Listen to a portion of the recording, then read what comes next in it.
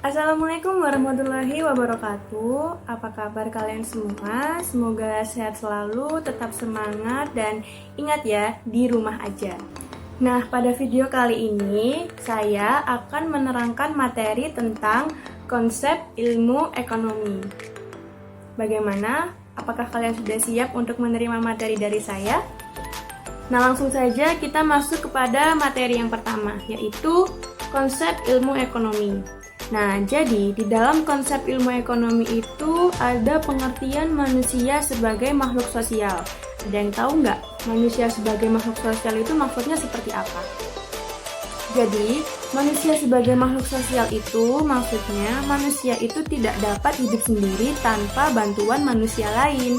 Contohnya, siswa membutuhkan guru untuk belajar, orang sakit membutuhkan dokter, kita membantu orang yang terkena musibah, dan membutuhkan teman untuk berbagi cerita. Nah, mungkin kalian bisa memberikan contoh lain. Nah, selanjutnya yaitu manusia sebagai makhluk ekonomi. Apa sih maksudnya dari manusia sebagai makhluk ekonomi? Jadi, manusia sebagai makhluk ekonomi yaitu manusia itu selalu berusaha untuk meningkatkan kualitas hidupnya dan mengoptimalkan kebutuhan hidupnya. Contoh dari manusia sebagai makhluk ekonomi, misalnya nelayan pergi mencari ikan. Nah, dia lalu bisa menjual kembali ikannya atau dikonsumsi pribadi. Nah, contoh selanjutnya yaitu petani menggunakan padi untuk dijual atau dikonsumsi untuk diri sendiri. Seperti itu. Nah, mungkin dari kalian ada yang ingin menambahkan contoh dari manusia sebagai makhluk ekonomi. Nah, setelah kita mengetahui manusia sebagai makhluk sosial itu maksudnya seperti apa, manusia sebagai makhluk ekonomi itu maksudnya seperti apa, langsung saja kita membahas tentang ilmu ekonomi. Nah, ada yang tahu nggak apa sih maksudnya dari ilmu ekonomi itu? Jadi, ilmu ekonomi itu adalah ilmu yang mempelajari manusia dalam memenuhi kebutuhan hidupnya dengan memanfaatkan sumber daya yang ada. Nah, ilmu ekonomi ini memiliki beberapa manfaat. Yang pertama, dapat membantu individu maupun perusahaan dalam membentuk prioritas kebutuhan yang ingin dipenuhi. Nah, yang kedua, dapat membantu mempelajari perilaku manusia dalam memanfaatkan sumber daya untuk memenuhi kebutuhan. Dan yang ketiga, dapat membantu memilih alat pemuas kebutuhan yang efektif dan efisien.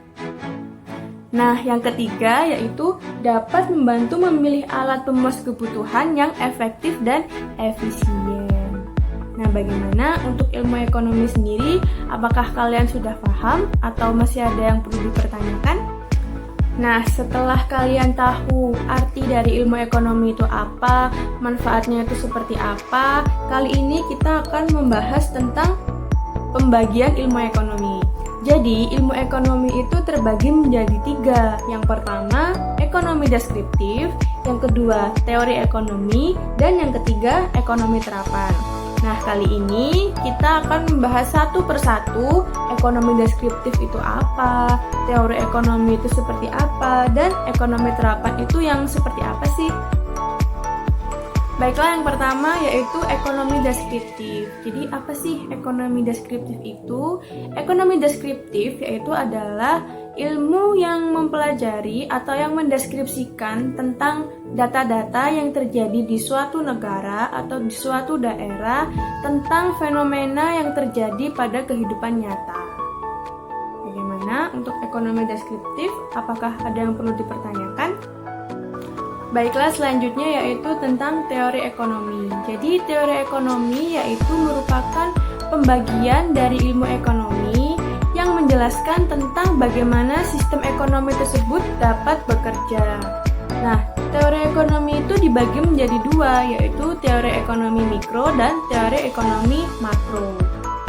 Nah, untuk teori ekonomi makro yaitu teori ekonomi yang mempelajari perekonomian secara luas. Seperti apa contohnya? Seperti membahas tentang pendapatan nasional, inflasi, tingkat harga, pengangguran, dan pertumbuhan ekonomi. Itu dibahas dengan teori ekonomi makro. Nah, untuk ekonomi mikro sendiri yaitu ilmu yang mempelajari tentang perilaku konsumen dan rumah tangga produksi atau perusahaan dalam mengalokasikan sumber daya yang terbatas. Jadi secara umum, teori ekonomi mikro itu mempelajari perilaku konsumen dan rumah tangga produsen atau perusahaan dalam menentukan harga pasar untuk satu jenis barang. Nah, jadi bagaimana kalian apakah sudah paham tentang teori ekonomi makro itu apa dan contohnya seperti apa, teori ekonomi mikro itu maksudnya seperti apa dan digunakan pada saat apa? Bagaimana? Kalian sudah paham? Nah, selanjutnya yaitu ekonomi terapan. Nah, apa sih yang dimaksud dari ekonomi terapan itu? Ekonomi terapan adalah cabang ilmu ekonomi yang menggunakan hasil kajian dari teori ekonomi untuk menjelaskan fakta-fakta yang telah disebutkan oleh ekonomi deskriptif. Nah, setelah kita membahas pembagian ilmu ekonomi tersebut, langsung kita membahas tentang cabang ilmu ekonomi. Nah, jadi di dalam ilmu ekonomi itu terdapat 8 cabang. Yang pertama yaitu ilmu ekonomi moneter, ilmu ekonomi industri, ilmu ekonomi internasional, ilmu ekonomi publik, ilmu ekonomi regional, ilmu ekonomi syariah, ilmu ekonomi sumber daya alam, dan ilmu ekonomi sumber daya manusia. Nah, kali ini kita akan membahas satu persatu cabang ilmu ekonomi. Gimana? Kalian siap? Nah, untuk yang pertama yang akan kita bahas dari cabang ilmu ekonomi yaitu ilmu ekonomi moneter.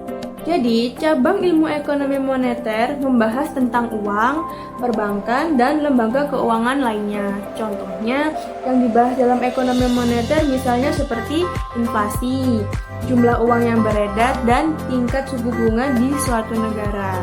Nah, ilmu ekonomi moneter ini dia masuk pada teori ekonomi makro karena dia membahas secara keseluruhan dalam perekonomian seperti yang sudah saya jelaskan tadi, membahas tentang inflasi, jumlah uang yang beredar, tingkat suku bunga di suatu negara.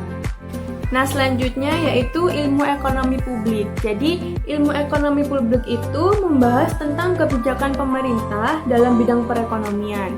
Contoh hal yang dibahas dan dipelajari dalam cabang ilmu ekonomi publik yaitu misalnya seperti anggaran pemerintah, contohnya APBN dan APBD, utang pemerintah, pajak, dan retribusi. Nah, cabang ilmu ekonomi yang ketiga yaitu tentang ilmu ekonomi industri. Jadi, ilmu ekonomi industri ini khusus membahas interaksi perusahaan dalam suatu industri. Nah, hal tersebut itu dapat berupa beberapa hal, mulai dari persaingan usaha, kinerja perusahaan, atau kartel. Nah, pembahasan ini masih termasuk dalam ruang lingkup ekonomi mikro, karena dia menentukan seperti hal-hal kecil, seperti halnya persaingan usaha, kinerja perusahaan, dan lain sebagainya. Baiklah, selanjutnya yaitu tentang ilmu ekonomi internasional. Nah, seperti namanya, internasional, ilmu ini itu membahas tentang kegiatan perekonomian antar bangsa atau antar negara.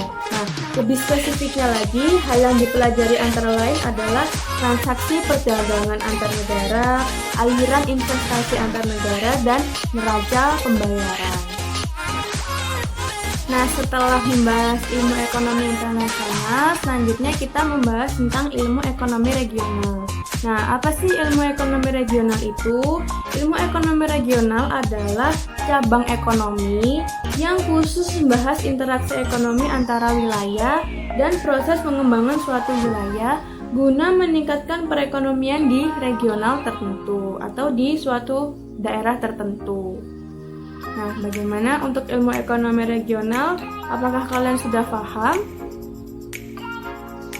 Nah, selanjutnya kita akan membahas tentang ilmu ekonomi sumber daya alam. Jadi, ekonomi sumber daya alam ini membahas masalah dan alokasi sumber daya alam yang optimal ditinjau dari segi ekonomi suatu ilmu ekonomi yang ada.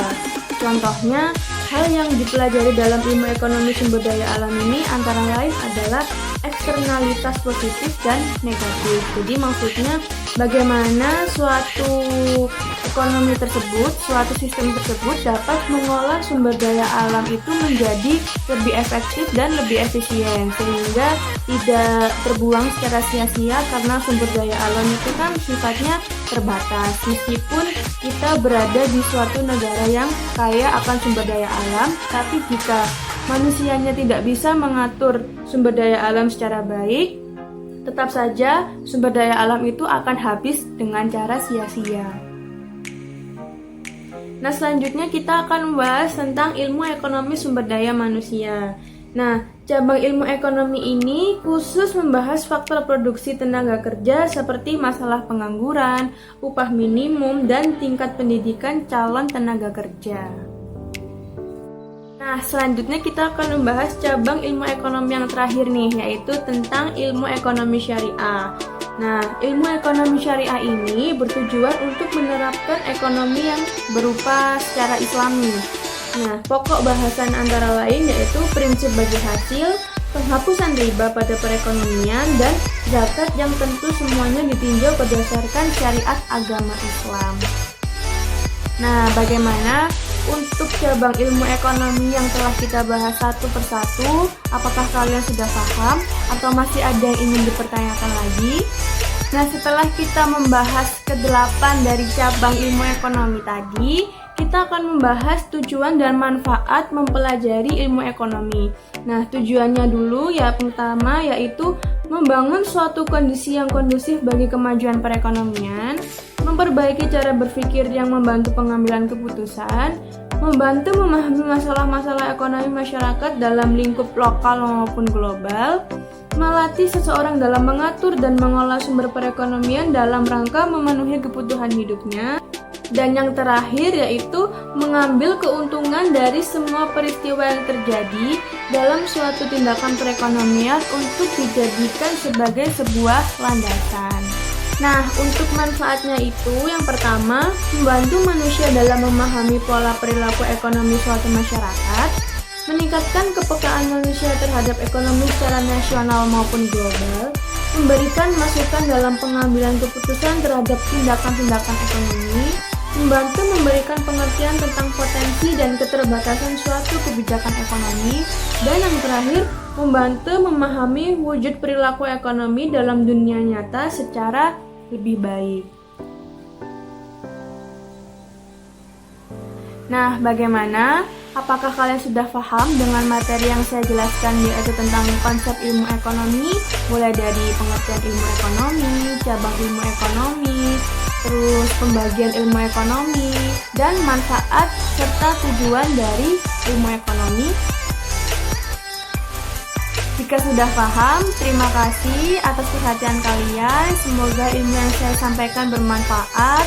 Tetap belajar, tetap semangat, dan ingat, jangan kemana-mana, tetap di rumah saja. Terima kasih. Wassalamualaikum warahmatullahi wabarakatuh.